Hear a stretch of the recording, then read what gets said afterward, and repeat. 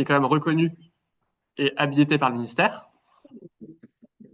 Et de l'autre côté, on a les établissements, donc dont vous faites partie. Vous avez accès en fait à une plateforme qui vous permet de déposer des demandes d'intervention. Donc globalement, vous avez un besoin spécifique sur un point particulier en lien avec les transitions.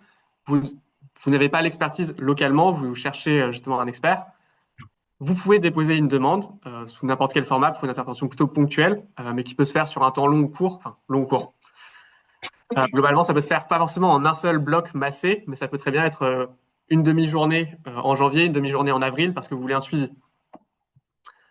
Donc nous, on va recevoir votre demande et on va essayer de trouver l'expert le plus à même d'y répondre, de vous mettre en lien, et les frais d'intervention de l'expert sont à la charge du dispositif. Donc pour vous, c'est gratuit. Donc c'est un peu pour le fonctionnement.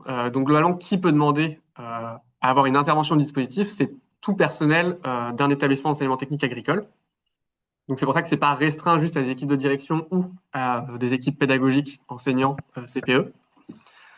Et globalement, les formats d'intervention, en fait, ça va beaucoup dépendre. Le but, c'est qu'on s'adapte un peu à vos besoins. Donc ça peut être vraiment une mission d'expertise de conseil. Euh, alors encore une fois, expertise conseil assez courte. Si on est vraiment sur une expertise conseil qui requiert plusieurs mois, là, il faudra quand même passer par d'autres dispositifs. Puisqu'encore une fois, les interventions des experts se font à titre bénévole de leur côté. On peut pas les mobiliser sur 6 mois à temps plein. Mais ça permet parfois de débroussailler ou de vous apporter quelques éléments un peu de regard ou pour défricher un sujet avant d'aller plus loin. Ça peut être des pratiques accompagnées, de la conférence ou de la démonstration. Donc c'est vraiment un champ assez large. Peut-être pour donner aussi un aperçu de l'expertise. Donc à ce stade, on a eu une première vague d'habilitation des experts associés. Et donc on a 73 experts qui sont répartis sur le territoire actuellement métropolitain. Donc on peut voir un peu la répartition par région. On a un travail encore à faire de renforcement, notamment dans les DROMCOM. On les oublie pas. Le dispositif est ouvert là-bas, mais actuellement les experts sont pas encore rentrés. Et même pour la plupart des régions, le but c'est quand même de renforcer le nombre d'experts. Sur l'expertise les domaines d'expertise qu'on couvert actuellement. Donc là, vous avez un aperçu un peu du nombre d'experts par expertise déclarée, que ce soit agroalimentaire, système de production, champ énergétique, santé publique, etc. Donc là aussi, on travaille à renforcer les domaines qui sont couverts, mais il y a quand même plus ou moins une assez bonne couverture sur certains sujets, que ce soit sur pratiques agricoles, changements climatiques, environnementaux. Donc on a moyen quand même de travailler là-dessus, sur les systèmes économiques également.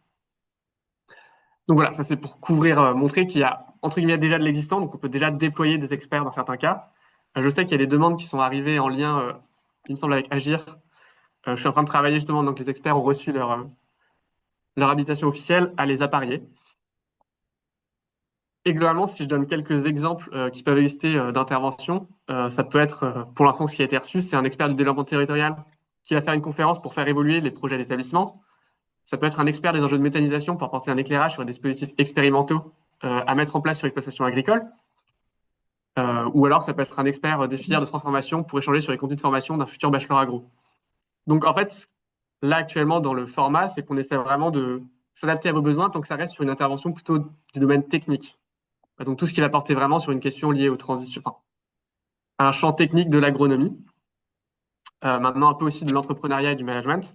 On va pas sur tout ce qui est côté un peu ingénierie pédagogique, ingénierie de formation. Ça, c'est d'autres dispositifs. Mais vraiment bien sur du côté concret terrain. Voilà, c'est assez bref, mais je me suis dit que j'allais faire court pour plutôt laisser place aux questions et à des échanges. Notamment, c'était pas assez clair. Alors, Jérôme. Oui, bonjour. Bon, c'est très intéressant. C'est vrai que nous, on a. Enfin, est-ce que vous êtes en lien aussi avec le. Il y a un dispositif d'expertise comme ça qui existe avec la DGER, qui s'appelle le Cefagri, expertise pour plutôt au niveau international, avec des compétences aussi comme ça. Alors, par contre, ça n'a pas l'air d'être le même modèle économique, parce que si j'ai bien compris, vous, vos experts, c'est à titre bénévole qu'ils interviennent. Et c'est là que je me pose une question, enfin, c'est gratuit pour les établissements, effectivement, et les experts interviennent à titre bénévole. Alors là, ah non? Alors, alors, il y a une petite nuance, c'est qu'effectivement, je dis à titre bénévole volontariat, c'est qu'en fait, on passe des conventions avec les établissements. C'est pas dire que ces interventions rentrent dans le cadre de la mission de la plupart des agents. Donc, par exemple, pour INRAE, pour l'Institut Agro, pour l'NSPA, on a des agents qui ont des journées dédiées, qui sont payés sur leur salaire. Et nous, on défraie juste le. Donc, par contre, pour des gens, il y a aussi des personnes aussi qui font montre de bonne volonté, qui sont venus en tant qu'entrepreneurs individuels, qui là ne se voient pas payer une prestation horaire et qui se voient juste défrayés et qui vont aussi à titre bénévole. C'est pour ça que c'est un peu plus nuancé, mais oui, il y en a quand même certains qui sont sur la base de volontariat et de bénévolat. D'autres, par contre, c'est sur le cadre de leur mission dans leurs instituts et dans ce cas-là, c'est rémunéré. Donc, dans le cadre d'Agir, en fait, l'avantage, c'est que comme nous, on ne va pas réaliser un accompagnement technique, on va vous suivre techniquement, mais on n'est pas en capacité de faire un véritable appui technique. C'est que vous avez ce dispositif-là qui peut être mobilisé soit au moment de la problématisation, soit au moment de la conception de vos plans d'expérimentation, soit après pour le suivi. Alors peut-être que problématisation, conception des plans, ça peut être une même intervention. Et puis après, si vous identifiez des points qui sont un peu bloquants ou sur lesquels vous avez envie d'aller plus loin, ça peut être, vous pouvez les mobiliser en cours de projet, quoi, pendant notre action.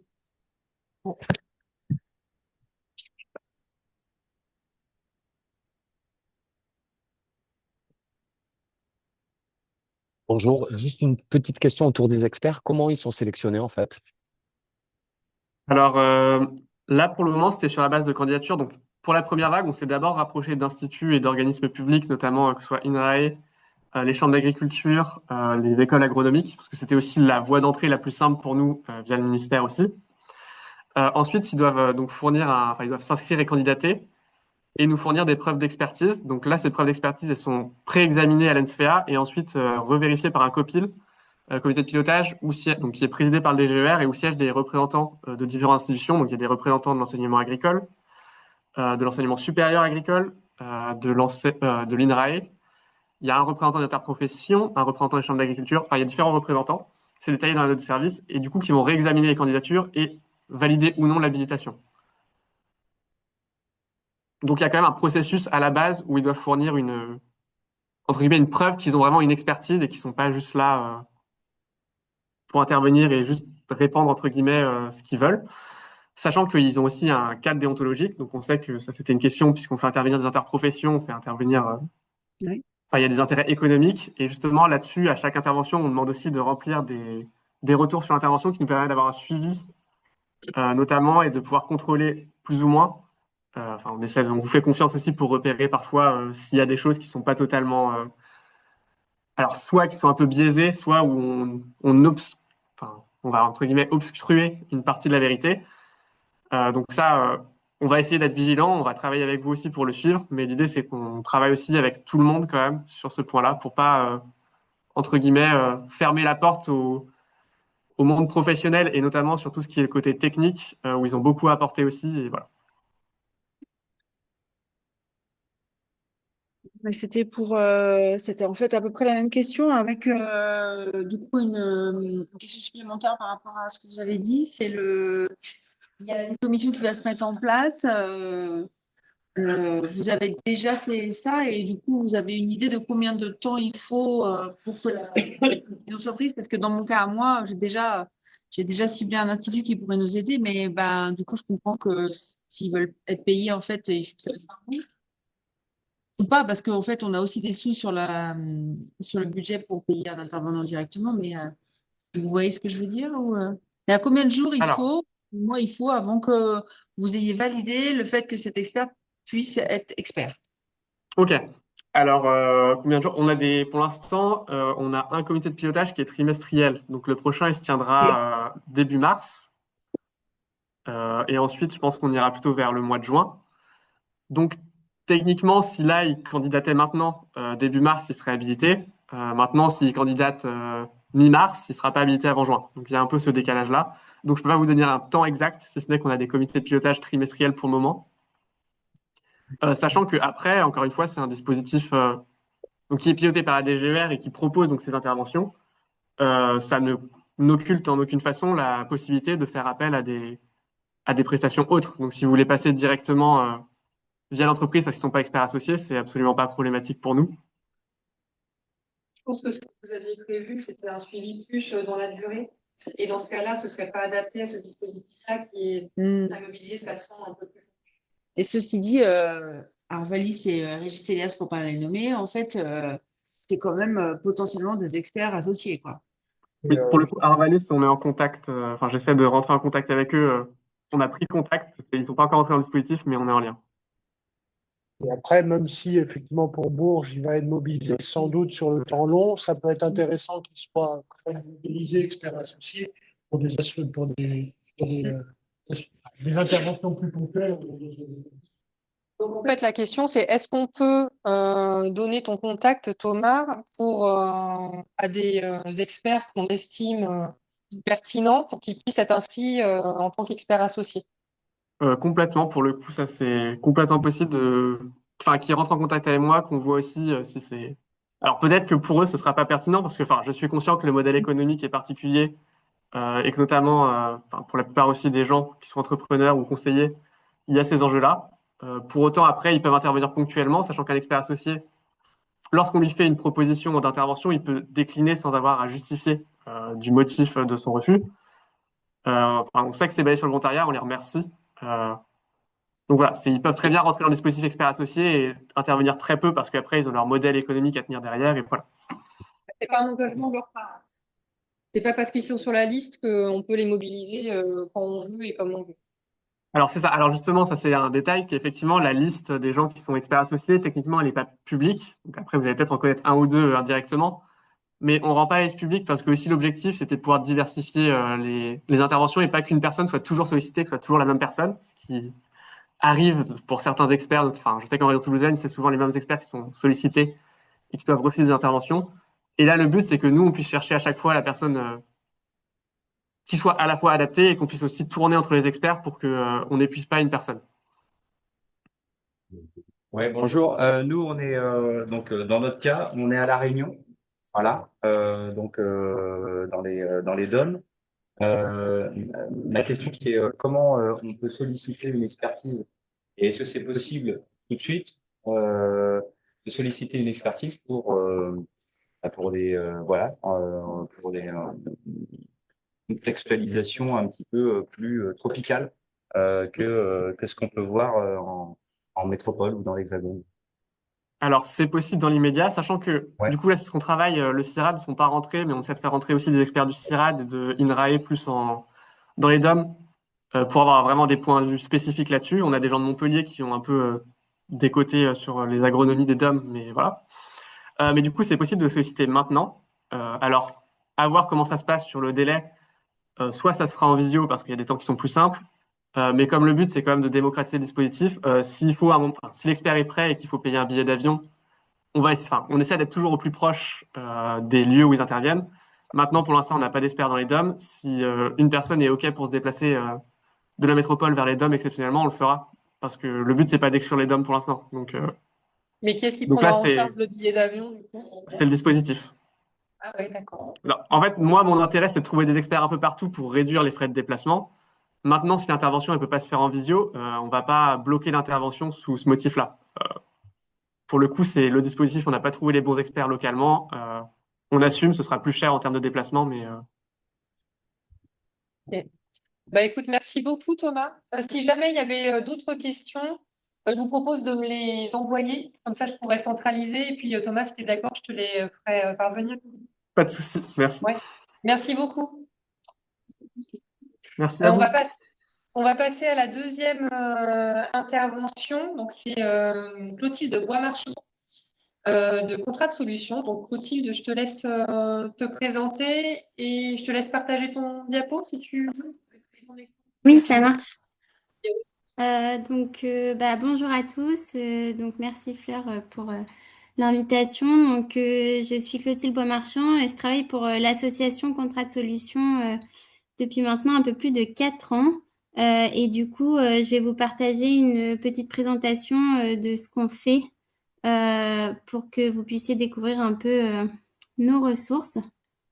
Hop, alors.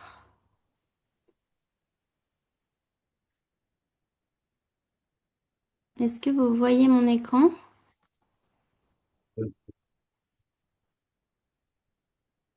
Pas encore, hein. Là, c'est bon, ça arrive. Hop. Oui, c'est bon. C'est Ça bon. marche. Merci. Donc, l'association Contrat de Solutions est une association multipartenaire donc, qui a 7 ans. Donc, elle a été fondée en 2018.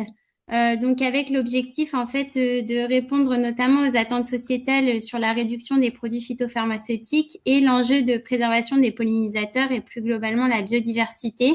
Donc, avec une approche collective. Donc, on a essayé de réunir globalement un grand nombre d'acteurs agricoles au niveau national pour ensuite rayonner à travers leurs réseaux locaux. Et donc, l'idée, c'est vraiment d'essayer d'accompagner le monde agricole en proposant et en identifiant des solutions qui permettent d'avancer donc dans la transition tout en garantissant l'économie sur leurs exploitations. Donc, vous retrouvez tous les partenaires engagés dans l'association. Donc, on a 4 collèges avec à la fois les pourvoyeurs de solutions publiques et privées, donc avec notamment un fort appui des instituts techniques et aussi de l'INRAE, puis ensuite des entreprises, du biocontrôle, du machinisme, des semences pour aider à identifier les solutions. On a tous les acteurs du conseil de la distribution de la formation. Donc là, on retrouve les chambres, l'enseignement agricole aussi, public et privé, et puis la coopérative Le Négoce, les représentants des producteurs pour toutes les filières végétales, et enfin les interprofessions et représentants de l'aval. Donc, nos missions, elles sont de 5 ordres. Donc, en premier, on a vraiment cet objectif d'identifier toutes les solutions existantes pour les productions végétales. Donc, on a un panel de ressources que je vais vous montrer qui sont sous forme de fiches techniques avec une analyse à chaque fois un peu 360 des freins et leviers pour l'adoption des solutions. Ensuite, avec tous ces partenaires, on s'appuie sur leur réseau pour encourager la mise en mouvement collectif. Donc, ça se traduit par notamment un certain nombre de journées multipartenaires dans les territoires, au sein desquelles on associe tous les acteurs locaux. Généralement, c'est des journées accueillies en lycée agricole, donc qu'on appuie à l'organisation. Et ça a permis déjà depuis 2022 de mobiliser 15 journées par an et de toucher un peu plus de 4000 jeunes. Donc, c'était vraiment encourageant. Ensuite, on a tout un travail sur les progrès. Donc, effectivement, on suit des indicateurs de déploiement de nos fiches solutions. Donc, vous allez voir, je vais vous montrer chaque fiche, mais à chaque fois, on essaie d'avoir un indicateur de suivi de déploiement à l'échelle nationale. Et puis, enfin, on a tout le volet accompagnement du dialogue avec la société civile. Donc, on essaie d'expliquer et d'accompagner aussi les professionnels à mieux parler de leurs pratiques, parce qu'on se rend compte aussi d'un point de vue plus sociologique, mais que plus ils expliquent ce qu'ils font, plus ils se rendent compte aussi des évolutions de pratiques qu'ils ont pu mettre en place, et ça leur donne aussi souvent envie d'en faire davantage, puisqu'il y a une forme de reconnaissance. Donc voilà, aujourd'hui, on constate qu'il y a un panel de solutions, de ressources qui sont disponibles, de connaissances. Et donc vraiment, nous, on a cet enjeu un peu de les catalyser, les regrouper. Donc, à travers ces fiches solutions, on a vraiment à la fin tout un lien aussi avec tout ce qui peut exister comme autres ressources dans les réseaux défis, sur la plateforme Ecophytopic que vous devez connaître, et toutes les vidéos aussi qui peuvent être réalisées par des instituts techniques, par des chambres, etc. Et donc, derrière, on les traduit par des outils un peu pédagogiques. Et donc, je vais vous montrer ce qui est disponible aujourd'hui. Hop, directement sur notre site pour que vous puissiez voir plus. Donc, là, vous voyez bien le site Contrat de Solutions. C'est bon pour tous. Est-ce que je vous vois plus? C'est bon. Ouais, ok. Donc, en fait, là, on arrive sur le site. Et donc, comment on fait, en fait, pour accéder aux ressources? Donc, elles sont toutes en libre accès. Donc, on a vraiment un choix par culture. Donc, vous pouvez aller, finalement, chercher les fiches solutions selon une entrée culture. Donc, par exemple, voilà, vous voulez savoir tout ce qui existe sur le blé. On a essayé de représenter un peu un itinéraire culturel sur lequel on retrouve toutes les solutions alternatives mobilisables qu'on a pu recenser aujourd'hui, en sachant que tous les ans, on a des nouvelles éditions qui s'enrichissent. Donc, voilà, on retrouve toutes les fiches variétales, les fiches plutôt pratiques agronomiques, les fiches numériques, celles sur le biocontrôle, voilà, elles sont toutes disponibles. Et derrière, en fait, vous pouvez aller finalement cliquer sur ces différentes fiches. Et donc, si je prends par exemple, voilà, une fiche sur le blé, derrière, vous avez à disposition un contenu technique assez court. On est sur environ 2 pages où la solution est décrite de façon assez simple. Ensuite, il y a son contexte d'utilisation qui est présenté, donc par rapport au contexte national de production de blé en France et aux maladies qui peuvent exister, ainsi qu'à l'utilisation des produits phyto actuels. Et derrière, la partie, on va dire, je pense qui est la plus intéressante pour notamment favoriser l'appropriation des solutions, c'est vraiment l'analyse 360 dans laquelle, en fait, on retrouve à quoi sert la solution, qu'est-ce qu'elle va permettre de réduire comme impact, notamment en produits phytopharmaceutiques, son impact aussi sur la santé, l'organisation du travail, la pénibilité, l'environnement, et s'il reste des freins à lever ou conditions de réussite pour mettre en place cette solution. Donc voilà, toutes les fiches sont constituées pareil. Et derrière, il y a encore 4 autres onglets dans lesquels vous pouvez identifier où est-ce qu'on en est au niveau du déploiement au niveau national. Donc pareil, ça, c'est données qui sont mises à jour tous les ans. Et derrière, des ressources, on va dire, bibliographiques ou des renvois vers notamment des contenus défis, des vidéos, etc. Donc voilà, il y en a quelques-unes qui renvoient sur des contenus d'Arvalis, des contenus défis, etc. Donc tout ça, ça vous donne quand même une bonne base de ressources. Toutes ces fiches, elles sont aussi disponibles sur la plateforme Ecophytopic sur laquelle elles sont reprises. Et ensuite, pour poursuivre, on va dire, cette sensibilisation, on a essayé de créer des outils un peu pédagogiques autres que ces fiches. Et donc finalement, vous pouvez retrouver différentes thématiques qui vont aborder donc ces fiches solutions. Donc avec un volet plutôt découvrir les solutions sous un autre angle où on publie des petits articles tous les mois pour justement vulgariser ces solutions, les diffuser massivement. On a tout un volet aussi sur la prévention des risques phyto où je peux faire un petit focus rapide dans le temps imparti. Où là, pareil, c'est des outils très pédagogiques qui peuvent être mobilisés notamment dans le cadre de l'enseignement agricole ou des choses comme ça, donc avec des visuels, des mini-vidéos qui vont expliquer ces thématiques, comment d'abord je choisis, je réfléchis à est-ce que je dois utiliser ou non un produit phytopharmaceutique selon le risque, etc. Ensuite, les bons gestes à adopter, comment je me forme et m'informe en permanence sur les nouveautés, sur ce qui existe, sur ce qui est disponible et comment j'organise finalement mon espace de travail si je dois utiliser des solutions, qu'elles soient des solutions de produits phytopharmaceutiques, mais aussi d'autres solutions, comment je m'organise et voilà, et tout ça, on l'a représenté visuellement et c'est disponible pour être utilisé et mobilisé notamment auprès de l'enseignement agricole. Et puis, on a toute une série d'outils, un escape game, des web-séries. Enfin, après, c'est vraiment un peu selon les thématiques que vous souhaitez mettre en avant. Vous pouvez aller retrouver une batterie d'outils, en fait, qui sont disponibles sur la plateforme et qu'on utilise et qu'on mobilise, en fait, beaucoup lors de nos journées en établissement agricole. Donc, voilà, faut pas hésiter à aller les consulter et à les mobiliser. En fait, je pense qu'ils sont assez complémentaires de cours ou de formations qui, en introduction par exemple, pour essayer d'aborder ces thématiques sous un autre angle et de façon un peu pédagogique pour les étudiants.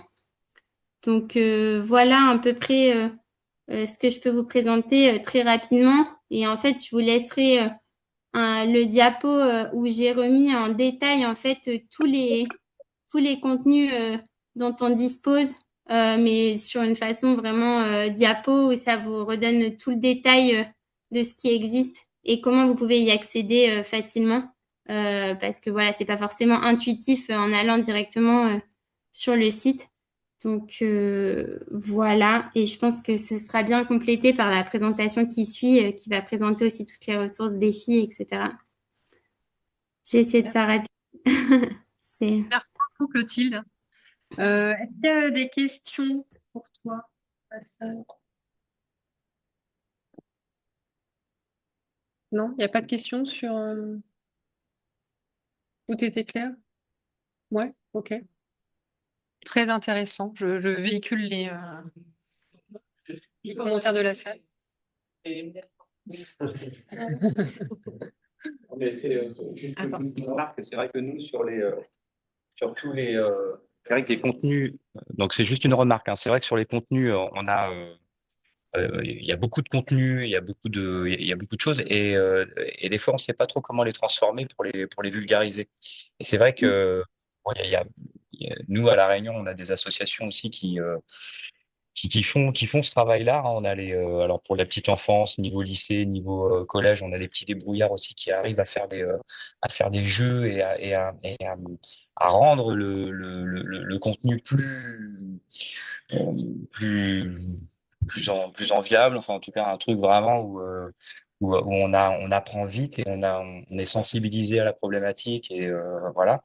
Et même enfin, moi, je sais que là, je suis en plein dedans là pour essayer de trouver. On a le contenu et on essaye de le transformer euh, dans un jeu entre agriculture et culture, puisque c'est un jeu qui pourrait convenir à plusieurs pays, et donc d'allier les deux, quoi, d'apprendre de la culture des autres et d'apprendre aussi des techniques agricoles en agroécologie de différents pays et qui peuvent qui pourraient fonctionner tout à fait sur voilà. Donc c'est très intéressant et c'est voilà, bon, il y a c'est bien, faut continuer comme ça. Ouais. Mais bravo. Est-ce qu'il y a d'autres commentaires ou questions? Ou est-ce que c'est bon et on passe à la suite? Non, c'est bon. Bah, merci encore, Clotilde, pour ton intervention. Pas de souci, merci. Alors, on passe à notre dernière intervention. Donc, sur l'écosystème DEFI et Parsada. On a en ligne Juliette Laravoire qui était avec nous lundi. Également Louise Malo, Romario Jacques et Baptiste Coupry. Donc, je vous laisserai vous présenter si vous le souhaitez pendant votre présentation. Je vous laisse la main pour partager vos écrans.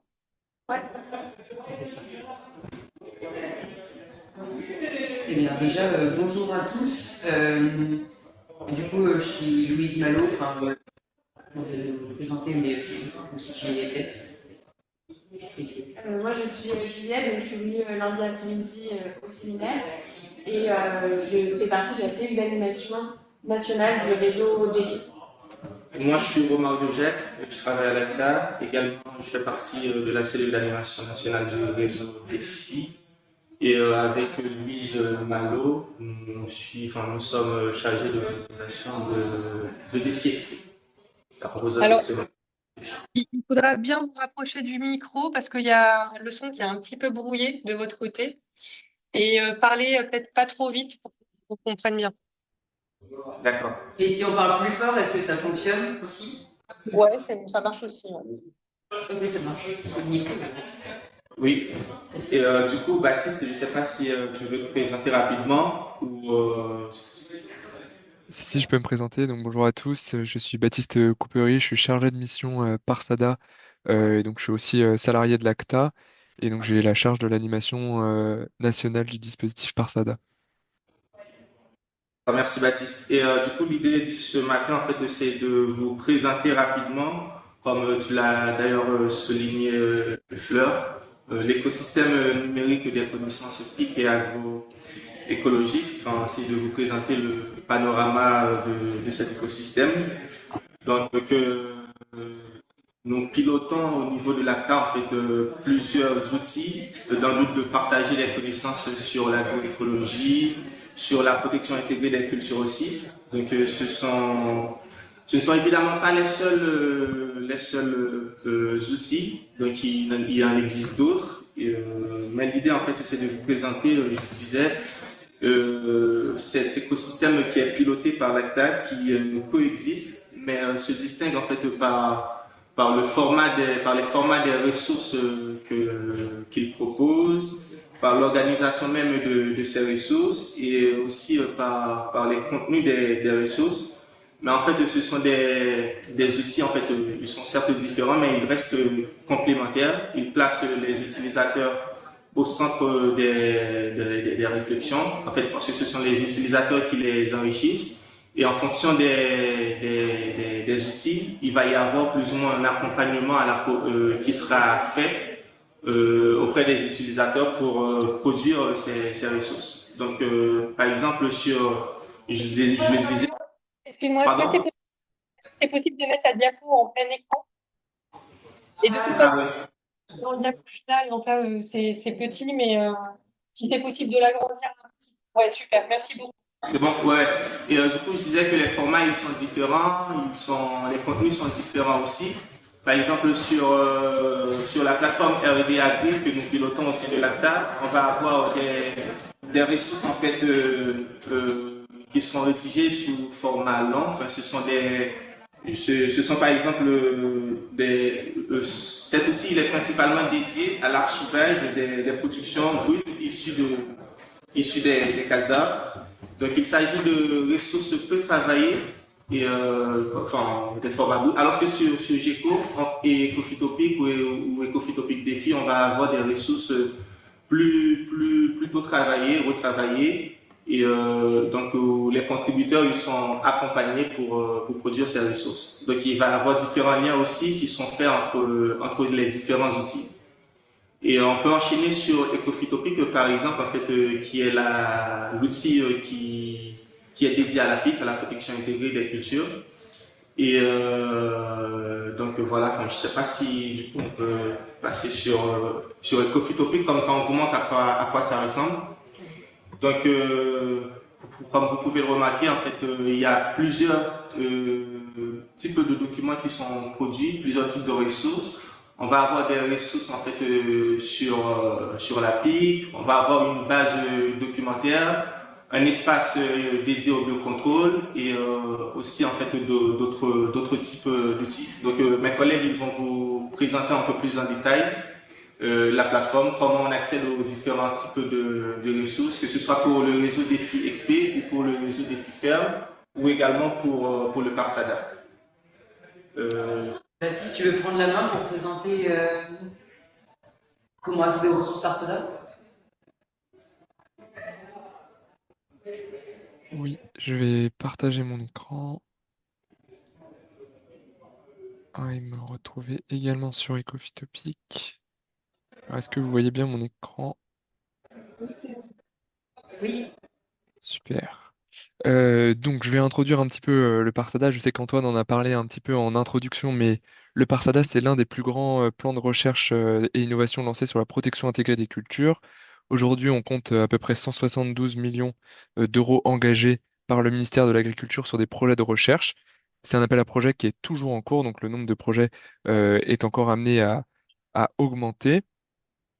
On compte aujourd'hui 44 projets qui couvrent l'ensemble des filières du végétal. Et c'est un plan, donc c'est des projets de recherche qui visent à identifier des solutions opérationnelles en anticipation de potentiels retraits de substances actives au niveau européen. C'est des projets qui sont pour la plupart très appliqués, avec beaucoup d'essais qui vont être menés au champ, soit sur des essais monoleviers, soit sur des essais de leviers en combinaison. Le Parsada, alors, vous pouvez accéder à l'ensemble des projets, des descriptifs des projets qui sont lauréats du Parsada sur Ecophytopic. Alors, le plus simple, c'est de taper appel à projet Parsada, d'aller sur la page de l'appel à projet. Donc là, vous avez la présentation de l'appel à projet, le calendrier. Ce qui nous intéresse, c'est ce qu'il y a dessous, découvrir les plans d'action et les premiers projets lauréats. Donc le Parsada compte 28 thématiques de recherche qu'on appelle plans d'action. Ce sont des problématiques de recherche auxquelles doivent répondre les projets lauréats. Alors pour vous donner un exemple, si je vais par exemple sur la filière grande culture, un plan d'action, c'est la gestion des graminées adventices. Et il y a deux projets lauréats déjà sur ce plan d'action-là, donc les projets Gramicible et Gramicombi. Ensuite, vous avez les liens pour voir le descriptif des projets. C'est des projets qui sont en cours. Donc, pour le moment, il y a peu de résultats qui sont disponibles parce qu'on est dans les premières, enfin, on est soit à la première année du projet, soit à la deuxième année pour les projets les plus avancés. Donc, moi, si j'avais un message à vous faire passer, c'est de vous encourager à explorer s'il y avait sur cette page-là, s'il y avait des thématiques qui étaient en lien avec les projets que vous allez mener dans vos lycées, à encourager les professeurs et les étudiants peut-être à contacter les porteurs de ces projets-là pour identifier les porteurs d'action et aller vous renseigner sur les dispositifs expérimentaux qui vont être mis en place. Ça, globalement, c'est fait pour enfin, c'est la première étape et c'est fait pour l'ensemble des projets.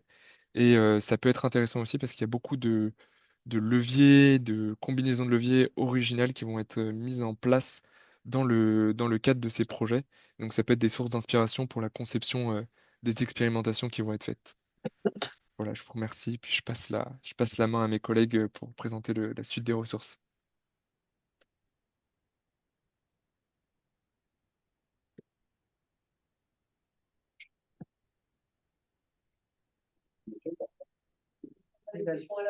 Merci. Merci Baptiste. Du coup, nous, ce qu'on vous propose, c'est de maintenant faire un deuxième focus sur l'espace défi au sein des Coffee Topics. Donc, on repart de cette page principale des Coffee Topics pour vous montrer le chemin, si je peux dire ça comme ça. Donc, vous voyez en haut les différents onglets qu'a rapidement présenté Romario tout à l'heure. Vous avez donc parmi ces onglets le réseau défi. En cliquant dessus, un bandeau apparaît et on vous propose de commencer par l'accueil défi. Donc, dans cette page d'accueil, vous avez diverses ressources et surtout ce que j'aimerais vous montrer maintenant, c'est que dans Défi, pour ceux qui ne connaissent pas encore, le réseau Défi est composé de deux dispositifs. Donc, vous pouvez voir un dispositif XP et un dispositif ferme. Pour vous expliquer rapidement la différence entre les deux, le dispositif ferme est principalement composé d'agriculteurs qui sont accompagnés au sein de groupes par un animateur qui s'appelle l'ingénieur réseau. Donc on compte environ 2000 agriculteurs au sein du réseau Défi Ferme et ils vont produire de la ressource afin de démontrer que la réduction des pesticides est possible d'environ 50%. Il y a beaucoup de thématiques diverses qui sont travaillées par tous ces groupes et vous pourrez en savoir plus du coup en cliquant dessus. Et d'autre part, nous avons le dispositif XP, donc, qui est issu d'un appel à projet Ecofito, et donc c'est un dispositif expérimental qui contient 35 projets actuellement. Donc pour la chronologie, il y a eu d'abord un défi XP 1, puis 2, et là un défi XP 3 lancé en 2025. Et ces projets sont portés par des structures diverses et variées comme des instituts techniques, des centres de recherche, etc. Et donc ce qu'on aimerait vous montrer, c'est comment accéder à des ressources produites soit par Défi Ferme, soit par Défi XP. Et pour ça, je laisse la main d'abord à Juliette qui va vous montrer comment on accède à une ressource Défi Ferme. Alors, donc on clique sur le bouton en haut à droite « Rechercher », ce qui va nous emmener à un moteur de recherche qui nous donne accès à toutes les ressources produites sur Ecofitopic. Et en haut à gauche, en bas à gauche, pardon, on peut sélectionner le dispositif qui nous intéresse. Ici, c'est Défi. Et enfin, parmi les ressources produites par le réseau Défi, on peut sélectionner le dispositif ici que je vais vous montrer, donc le dispositif ferme. Donc, on applique. Et le réseau ferme produit 3 types de ressources. Donc, soit des fiches pratiques remarquables qui mettent l'accent sur une pratique qui a été éprouvée par un agriculteur, ou alors un autre grand type de ressources qui existe, c'est les fiches trajectoires remarquables. Et là, ça va plus mettre l'accent sur une trajectoire de réduction de pesticides. Et donc, par exemple, on va cliquer sur une pratique. Et là, on tombe sur des pages groupes. Déjà, c'est bizarre. Parce qu'il y a différents types de ressources. Là, je vous en ai parlé de 2 principales, mais il y a les ressources, il y a des témoignages. Et ici, oui, ici à gauche, on voit que c'est une fiche pratique remarquable, donc celle-là, on va cliquer dessus. Et là, chaque fiche pratique remarquable ou trajectoire ou autre type de ressources est hébergée par une page introductive avec des mots-clés sur les thématiques traitées par cette fiche. Donc, on peut ensuite cliquer sur la fiche. Et là, on accède au PDF. Avec, là, c'est un exemple de fiche pratique remarquable. Donc, on décrit la localisation, le contexte, la technique, et là, ça charge. C'est bizarre. Normalement, il y a plusieurs pages. Voilà. Mais avec une prise de recul sur la pratique, les avantages, les limites, et plein d'exemples un peu plus techniques avec témoignages de l'agriculteur et de l'ingénieur réseau. Donc, on vous encourage à aller fouiller toutes ces fiches pratiques remarquables, ces fiches trajectoires. Également, à aller contacter les agriculteurs s'ils sont encore dans le réseau ou plus dans le réseau. Dans tout cas, c'est des agriculteurs qui se sont questionnés et qui ont tenté de modifier leurs pratiques. Voilà, je laisse la main à Louise de nouveau pour montrer un chemin, cette fois vers une ressource XP. Yes, merci Juliette. Donc pour accéder à XP, même combat. Donc on retourne sur cette fameuse barre de recherche, on sélectionne le filtre défi et cette fois on va basculer côté XP de la force. Donc sur projet XP, appliquer, et normalement tout s'applique, c'est magique.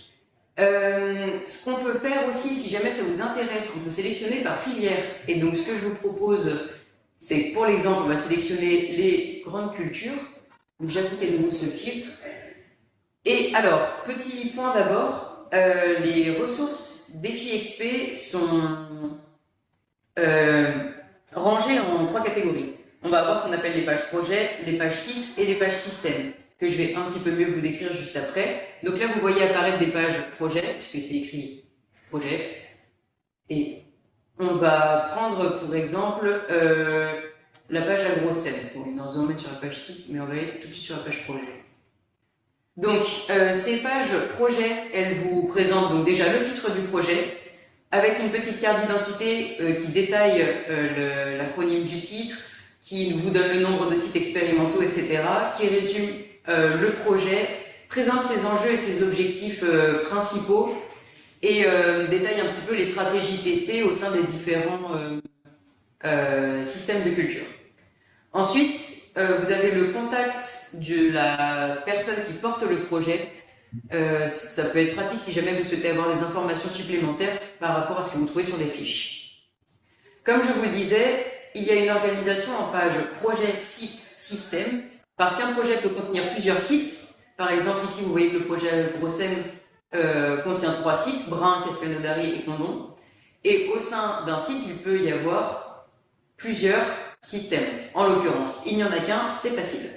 Donc, pour accéder à la page site, on clique sur la page site, puis accéder à la page site. Cette fameuse page site vous décrit le site expérimental. Donc, elle va vous donner les caractéristiques propres au site, un contexte pédoclimatique, biotique, socio-économique, etc. Donc, détaillé dans les onglets accordéon. Je ne vous fais pas toute la page. Si vous êtes intéressé, je vous laisserai naviguer. Et enfin, ce qui peut être particulièrement intéressant, c'est ce qu'on appelle la page système. Donc, vous voyez qu'il est encore accessible dans le menu de navigation à droite. On clique sur accéder à la page système. Et vous obtenez cette fois la description du système de culture qui a été testé. Uniquement les systèmes innovants sont présents sur Ecofitopic. Par exemple, du coup, là, ce système de culture-là est présenté au début de la page. Vous avez accès à sa rotation avec une description des espèces et de la fertilisation, du travail du sol, etc. Vous avez en particulier les objectifs du système qui sont décrits dans un accordéon. Ces trucs qui se déplient, on appelle ça des accordéons. Toutes les stratégies mises en œuvre par grand type de bioagresseurs, donc la gestion des adventices, des ravageurs, des maladies. Donc vous avez par exemple les leviers qui ont été mis en place, rangés par le type de levier et indiqués quand est-ce qu'ils apparaissent au sein de la rotation. Avec en dessous un tableau qui précise le principe d'action de ces leviers et les enseignements apportés par le projet. Donc c'est très riche comme information. La maîtrise des bioagresseurs est également détaillée par année et par culture mise en place. Et enfin, si vous descendez encore un peu, vous avez ce qu'on appelle les performances du système, donc qu'elles soient agronomiques, par exemple le rendement, c'est le plus classique. Elles peuvent être environnementales, avec les IFT qui ont été mesurées dans le projet.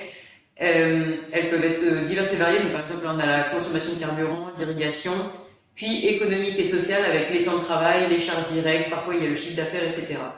Et on conclut ces pages par une évaluation multicritère avec les réussites sur les différents points étudiés par le projet. Et enfin, vous avez un dernier onglet sur le transfert en exploitation agricole qui décrit rapidement ce qui a été fait par le projet. Tout en bas, pour ce système, ce n'est pas le cas, mais vous pouvez avoir des productions associées. Donc, par exemple, s'ils ont créé des posters, des PDF, etc. Donc, voilà, c'est allé très vite. Désolé. On a juste un dernier tableau à vous montrer et je donne la main à Juliette. Alors, ce dernier tableau, c'est celui-ci. Vous allez y avoir accès. En fait, on vous a pré-mâché le travail et on a étudié les dossiers que vous avez réalisés et dans le but d'essayer d'identifier nos ressources qui correspondraient le mieux à vos problématiques. Mais sachant que vos problématiques vont potentiellement évoluer et que vous êtes en train de les construire, n'hésitez pas à fouiller tout ce qu'on vous montre. Alors, ce tableau, il est constitué de différents onglets. D'abord, il montre de quel dispositif provient la ressource. Donc, c'est un tableau qui présente des ressources.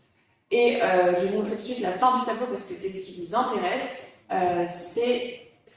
Chaque ressource est associée à à un de vos projets. Donc, ici, qui sont appelés collectifs Agir concernés. Comme vous le voyez, les premières ressources qui sont inscrites concernent tous les collectifs et à certains moments, des ressources que j'ai mises concernent des groupes de collectifs parce que vous avez des problématiques assez proches dans certains cas. Ensuite, la ressource, on y a mis la filière que ça concerne, le territoire, le lien vers la ressource évidemment, le nom du projet, les leviers qui sont testés dans le pratique et les mots-clés, ce qui peut aider pour se retrouver assez facilement. Et évidemment le type de ressource, si c'est une fiche pratique remarquable comme je vous en ai parlé, si c'est une vidéo, une fiche trajectoire. Voilà, donc ça concerne défis ferme. En fait, ce document est constitué de différents onglets. Comme vous le voyez, il y en a d'autres. Il y a les projets experts qui ont été rassemblés, mais Romario va vous les présenter. Et qu'est-ce que dire d'autre? Voilà, surtout ce qui est important, c'est que j'ai mis le lien d'un guide synthétique des ressources. Et en fait, peut-être ce serait la première ressource à aller regarder qui présente et centralise avec des phrases assez courtes l'ensemble des ressources et mène vers différents liens. Pareil, j'ai rajouté après lundi la cartographie des collectifs agroécologiques 30 000 GI2E, émergé par le site collectif agroécologique, qui montre où est-ce que, en fonction de votre lycée, de la localisation de votre lycée, quels sont les collectifs autour. Voilà, je laisse Romario. Pour le dispositif exprès, nous n'avons pas fait un tableau aussi élaboré que Ferme. Ce que nous avons essayé de faire, nous, en fait, c'est de repartir de vos dossiers, regarder les problématiques qui sont traitées dedans et du coup essayer d'identifier les projets que nous, d'un expert, en fait, qui se rapproche le plus. Par exemple, dans ce tableau, en fait, vous allez avoir une colonne sur les dossiers, une colonne sur les problématiques, les filières, le secteur géographique concerné et le projet XP qu'on a identifié, que ce soit un XP 1, c'est-à-dire un projet XP issu du premier appel, enfin issu du lancement du réseau, ou même ça peut aller jusqu'à un XP3.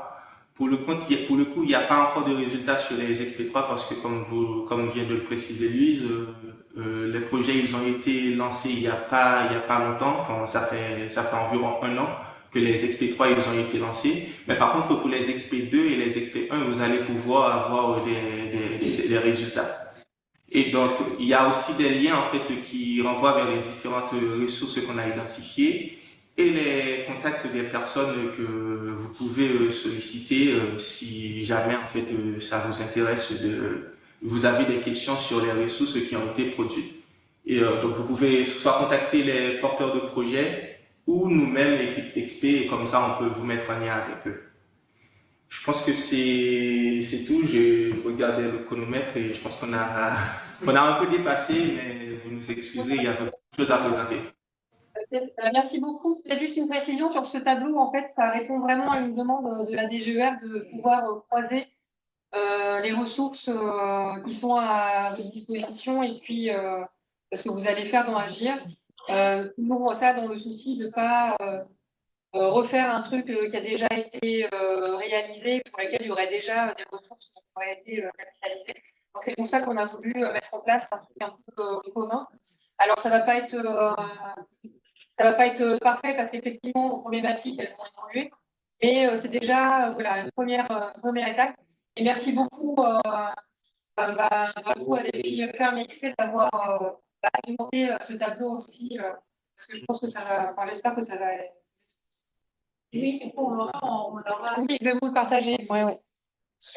Est-ce qu'il y a des questions? Alors, d'abord, Caroline, J'avais la même question, à savoir si tu allais partager. oui, je vais le partager. Oui, oui, bien sûr. C'était pas une question, c'était une. Est-ce qu'il y a d'autres questions alors? Oui, bonjour. C'était pour revenir sur Partada.